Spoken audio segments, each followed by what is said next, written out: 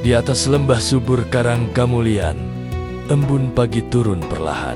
Sungai Citandui mengalir tenang, seolah menyembunyikan gemuruh perubahan besar yang akan segera mengguncang tanah Sunda pada abad ke-7 Masehi. Di tengah kesunyian itu, berdiri megah istana kerajaan Sunda.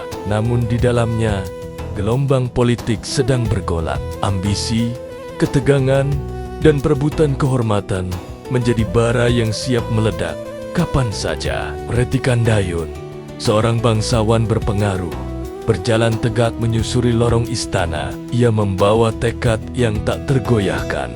Dengan suara yang dalam dan penuh wibawa, ia menghadap raja. Pakuan terlalu jauh untuk mengayomi tanah timur. Beri kami kesempatan membangun kerajaan sendiri tanpa harus memutuskan tali persaudaraan.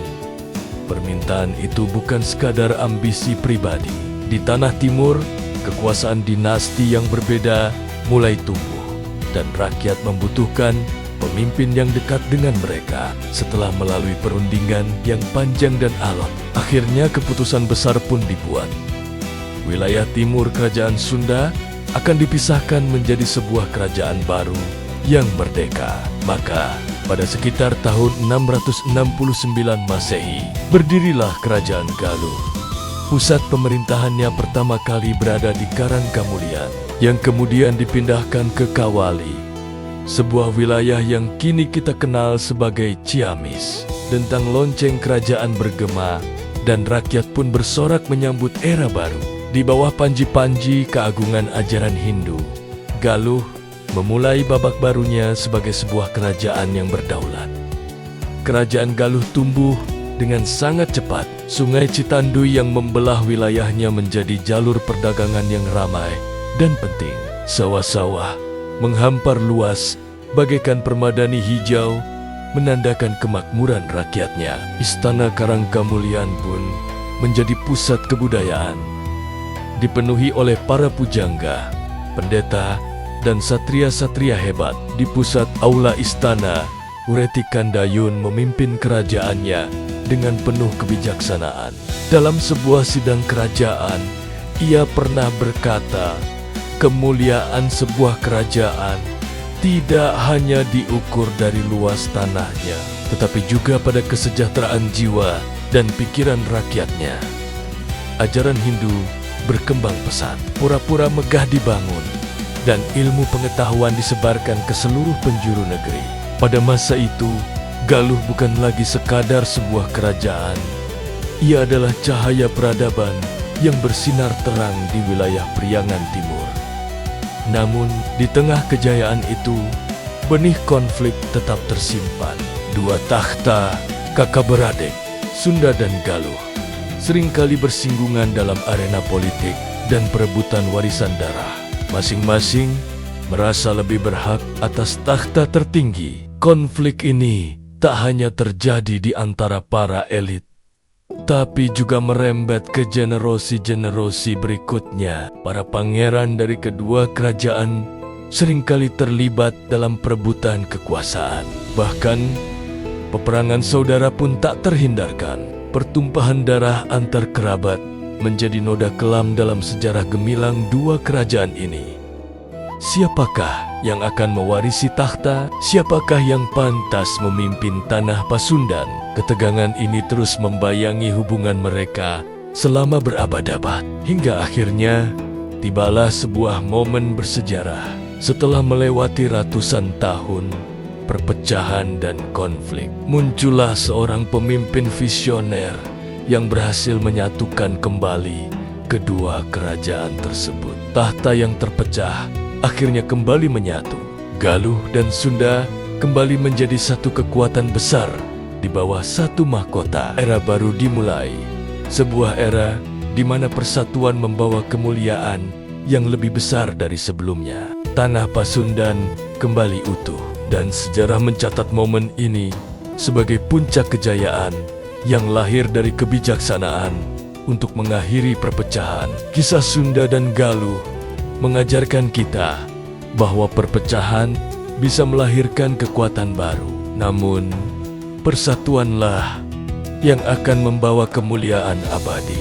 Kisah ini adalah tentang dua saudara yang terpisah, dua kerajaan yang pernah satu namun terbelah oleh takdir. Inilah babat Kerajaan Galuh, sebuah epik tentang persaingan, ancaman, dan penyatuan kembali tanah Pasundan. Setelah wafatnya Prabu Niskala Wastu Kancana, seorang raja bijaksana yang berhasil menyatukan Sunda dan Galuh, takhta diwariskan kepada putranya, Rahyang Dewa Niskala yang berkuasa di Galuh. Sementara itu, Sunda dipimpin oleh Rahyang Ningrat Kancana. Keduanya adalah saudara. Namun, sebuah pelanggaran adat memicu perpecahan besar. Rahyang Dewa Niskala menikahi seorang wanita dari luar, melanggar aturan yang telah ditetapkan oleh leluhur mereka. Tindakan ini memicu kemarahan dari para pembesar Sunda. Hubungan antara dua kerajaan yang tadinya harmonis kini retak. Sunda dan Galuh memutuskan untuk berjalan sendiri-sendiri, membagi kekuasaan dan wilayah. Sejak saat itu, dua pusat kekuasaan berdiri terpisah. Pakuan Pajajaran sebagai ibu kota Sunda dan Kawali sebagai pusat pemerintahan. Galuh baru abad berlalu. Silsilah raja berubah, batas kekuasaan bergeser, dan perebutan legitimasi menjadi bara yang tak pernah padam. Kadang Sunda dan Galuh bersahabat, kadang tegang dalam diam, masing-masing kerajaan membangun peradabannya sendiri. Galuh dengan pusatnya di Kawali berkembang menjadi pusat spiritual dan kebudayaan. Prasasti-prasasti yang ditemukan di sana menjadi saksi bisu kejayaan dan kebijaksanaan para pemimpinnya. Sementara itu, Sunda di Pakuan Pajajaran tumbuh menjadi kekuatan militer dan ekonomi yang disegani. Namun, di balik kemegahan masing-masing, bayang-bayang perpecahan selalu menghantui. Rakyat di kedua wilayah sebenarnya merindukan persatuan, karena mereka tahu mereka berasal dari akar yang sama, dari darah para pendiri tanah Pasundan.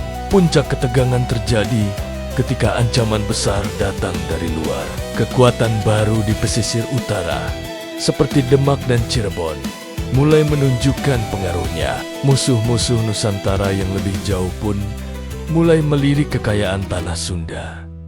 Para penasihat kerajaan di kedua pihak sadar, jika mereka terus terpecah, mereka akan mudah ditaklukkan. Di saat genting itulah, perpecahan harus diakhiri. Para Brahmana berkumpul dalam upacara suci. Para satria yang dulu saling berhadapan, kini menundukkan kepala. Raja-raja keturunan Galuh dan Sunda akhirnya menyadari, kita bukan musuh, kita adalah darah yang sama.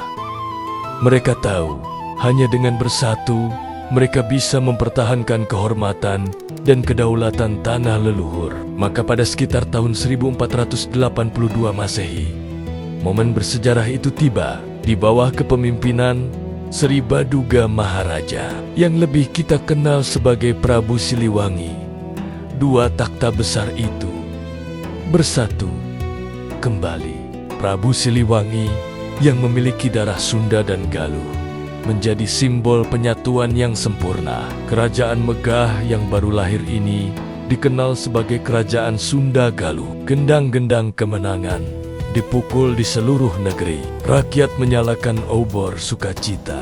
Dari lembah Galuh, dikawali hingga benteng megah Pakuan Pajajaran, suara harapan menggema. Sebuah ungkapan kuno kembali didengungkan. Tunggul dua, kembali satu.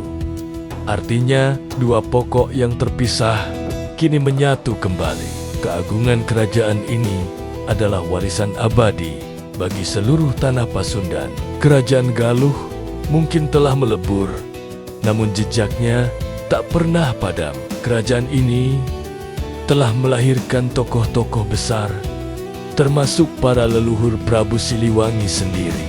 Galuh telah mendirikan pusat budaya dan ilmu pengetahuan yang penting di Kawali, yang warisannya masih bisa kita lihat hingga hari ini. Dan yang terpenting, Galuh menjadi simbol persatuan setelah perpecahan yang panjang. Kini, situs-situs seperti Karangkamulian dan Kawali tak hanya menjadi tujuan wisata sejarah. Mereka adalah tanah suci yang menyimpan kisah tentang harga diri, kemerdekaan, dan kekuatan persatuan. Sebuah pengingat bahwa sekuat apapun badai memecah belah, ikatan darah dan tanah air akan selalu menemukan jalan untuk bersatu kembali. Terima kasih sudah menonton. Jika kalian menyukai cerita sejarah seperti ini, jangan lupa untuk like, komen, dan subscribe agar tidak ketinggalan video kami selanjutnya. Sampai jumpa.